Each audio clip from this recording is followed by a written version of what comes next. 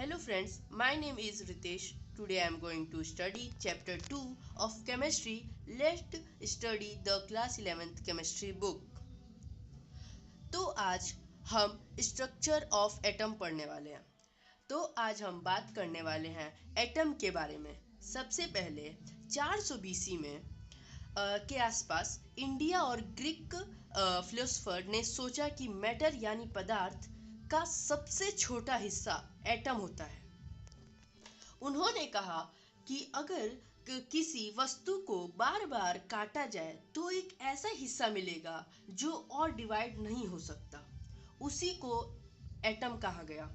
Atom शब्द Greek word से Greek एटोमियो से आई है, जिसका मतलब होता है ना काटा जा सकने वाला, अनकटेबल और इंडिविजिबल का वही होता है मीनिंग। फिर आते हैं जॉन डेल्टन, एक ब्रिटिश स्कूल टीचर। 1804 में उन्होंने एक थ्योरी दी जिसे हम कहते हैं डेल्टन्स एटॉमिक थ्योरी। उन्होंने कहा कि एटम मैटर का सबसे छोटा पार्टिकल है। उनकी थ्योरी ने कई साइंटिफिक लॉज को समझाने में मदद की, जैसे law of conservation of mass, law of constant composition, law of multiple proportion. लेकिन कुछ चीजें जैसी गिलास या एबोनाइट का चार्ज हो जाना वो एक्सप्लेन नहीं कर पाई। आखिर में 19 और 20 सेंचुरी के साइंटिस्ट ने एक्सपेरिमेंट करके ये पता लगाया कि एटम भी छोटे छोटे पार्टिकल से बना होता है।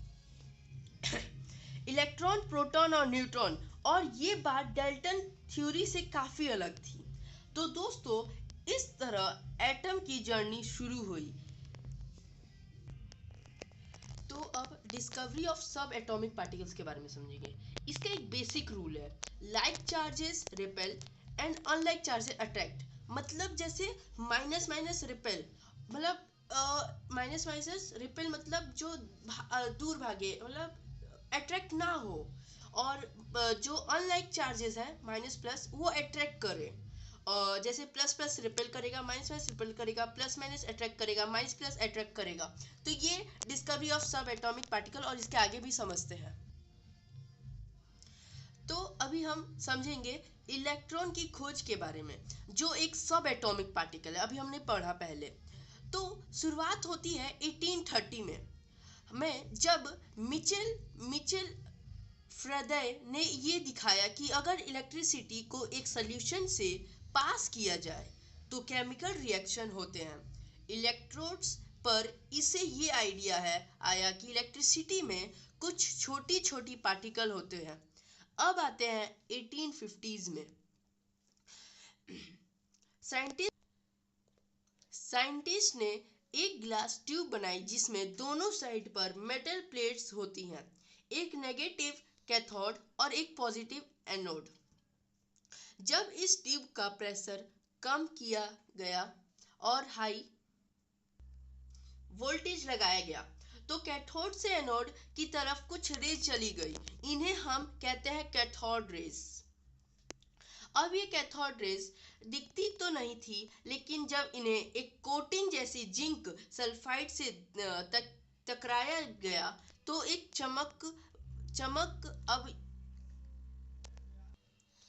चमक या ब्राइट स्पॉट दिखा। इससे पता चला कि कुछ पार्टिकल्स उस डायरेक्शन में जा रहे हैं। फिर पता चला कि ये रेज स्ट्रेट लाइन में ट्रेवल करती हैं और इलेक्ट्रिक या मैग्नेटिक फील्ड से इनका रुख बदल जाता है। इस बिहेवियर से साइंटिस्ट ने ये माना कि कैथोड रेज में नेगेटिव चार्ज पार्टिकल होते हैं और वही द इलेक्ट्रॉन्स। इस एक्सपेरिमेंट ने पहली बार ये साबित किया कि एटम के अंदर भी छोटे छोटे पार्टिकल्स और उनमें से एक है इलेक्ट्रॉन। तो हम पढ़ते हैं डिस्कवरी एंड मेजरमेंट। तो इलेक्ट्रॉन के चार्ज तो मास रेशियो के बारे में तो जो पहली बार 1897 में जे थॉमसन ने मेजर किया था। थॉमसन ने एक कैथोड रे ट्यूब को का यूज किया जिसमें इलेक्ट्रिक और मैग्नेटिक फील्ड दोनों लगाए गए। जब सिर्फ इलेक्ट्रिक फील्ड लगाया गया तो इलेक्ट्रॉन्स अपने पाथ से मुड़ गए। जब सिर्फ मैग्नेटिक फील्ड लगाया गया तो इलेक्ट्रॉन्स ने स्क्रीन पर अलग पॉइंट पर हिट किया।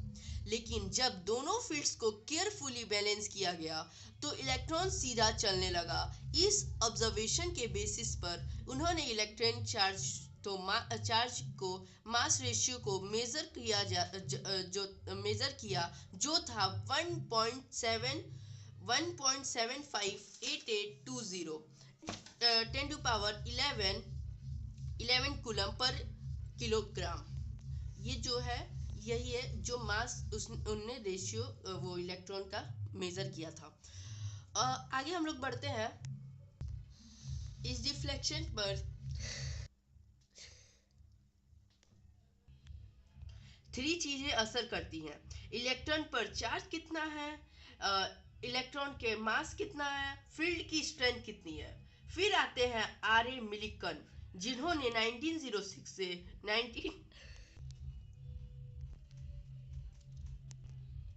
1914 के बीच एक ऑयल ड्रॉप एक्सपेरिमेंट किया गया। उन्होंने इसे इलेक्ट्रॉन का एक्चुअल चार्ज मेजर किया जो था 1.6022 into 10 minus power 19 into coulomb. यहाँ पे गलती हो गई है, केजी नहीं कूलम होगा यहाँ पे।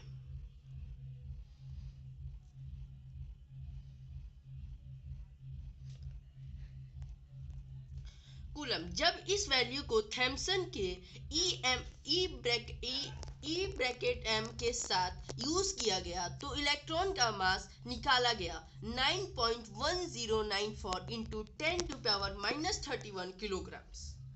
तो दोस्तों इस तरह से पहले इलेक्ट्रॉन का रेशियो निकाला गया और फिर उसके चार्ज से उसका मास एक्यूरेटली पता लग गया। ये दोनों एक्सपेरिमेंट एटॉमिक फिजिक्स में बहुत ही इम्पोर्टेंट मिलस्टोन थे। तो फिर प्रोटॉन और न्यूट्रॉन की डिस्कवरी के बारे में बात कर लेते हैं। जब कैथोड रे ट्यूब में थोड़ा सा बदलाव करके उसमें डिस्चार्ज किया गया तो साइंटिस्ट ने एक नई तरह की रेस देखी, कैनल रेस, जो पॉजिटिवली चार्ज पार्टिकल्स को कैरी करती है। अब इन कैनल रेस काफी अलग थे। कैथोड रेस उनका मास और चार्ज मास रेशियो गैस पर डिपेंड करता था जो ट्यूब में भरा होता था। कुछ पार्टिकल्स के पास एक से ज्यादा यूनिट चार्ज भी होता था और जब इन्हें इलेक्ट्रिक या मैग्नेटिक फील्ड में डाला गया तो इनका बिहेवियर बिल्कुल उल्टा था कैथोड रेस के कंपैरिजन में। फिर साइंटिस्ट ने सबसे हल्का पॉजिटिव आयन आइडेंटिफाई किया, हाइड्रोजन का आयन जिसे कहा गया प्रोटॉन। 1919 में ये प्रॉपरली कैरेक्टराइज किया गया, लेकिन बाद में ये महसूस हुआ कि एटम में सिर्फ प्रोटॉन और इलेक्ट्रॉन से बात नहीं बन रही, एक न्यूट्रल पार्टिकल होना चाहिए था। 1932 में जेम्स तो दोस्तों थोड़ी गलती हो गई, जो जेम्स चैडविक ने 1932 में एक्सपेरिमेंट किया बेरिलियम शीट पर अल्फा पार्टिकल्स का बॉम्बर्डमेंट करके उसमें से एक न्यूट्रल पार्टिकल्स निकाला जिसका मास प्रोटॉन से थोड़ा ज्यादा था। इस पार्टिकल को कहा गया न्यूट्रॉन। तो दोस्तों इसी तरह प्रोटॉन और न्यूट्रॉन दोनों की डिस्कवरी हुई और ये एटॉमिक स्ट्रक्चर के लिए बहुत ही इंपॉर्टेंट थे। Discovered as the smallest and highest positive ion, originate from hydrogen gas, name and character in 1999, has a positive charge. ये प्रोटॉन का वो था डिस्कवरी था। तो guys thank you for watching. Please